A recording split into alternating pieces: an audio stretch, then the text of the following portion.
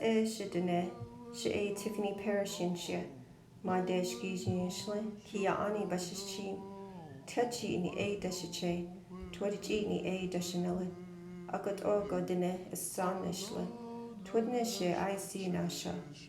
Hello, my people and fellow colleagues of EDF 500 and Dr. Wood. My name is Tiffany Parrish. In the Navajo culture, I was taught to formally introduce myself by my 4 clans in the following order: my mother's first clan, my father's first clan, my maternal grandfather's first clan, and my paternal grandfather's first clan. In this way, I am a Navajo woman and I am from Kayenta, Arizona. In Navajo, Kayenta means water is branching out or going in different directions. Growing up, I experienced both cultures every day. I found balance between both worlds. In my younger years, I spoke my language fluently and understood the language. I continued with my education in the public school system in Kayenta. I learned to balance each language as I continued with my schooling. In my latter years in high school, I was involved with volleyball and basketball since I was in elementary school. I took advantage of playing sports on the reservation. It was my ticket way out to leave the reservation. I was motivated and determined to leave once I graduated high school.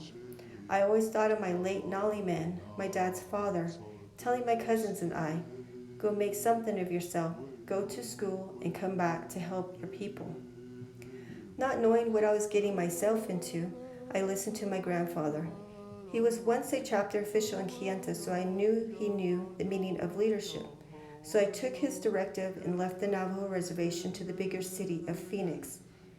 Thinking back, I thought 5 hours was too far from my hometown. Living off the reservation was a transitional time for me. I was given the opportunity to play basketball at a junior college. The blessing of the whole experience was that I played with other talented Navajo women from the reservation, and the transition became easier. Being the first generation in my family to go to college was a challenge. It felt like people were wondering when I was going to fail and come back to the reservation. I continued my studies and completed my bachelor's degree. As I moved around in this great land of ours, I had this constant recollection of my childhood memories at my grandparents' sheep camp. We figured it was time to go home. I knew I had a purpose to come home. I was surrounded by this beauty I forgot that existed.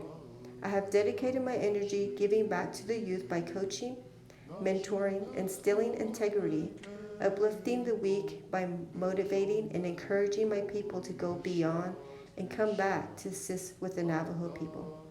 Ahehe, Ngonet.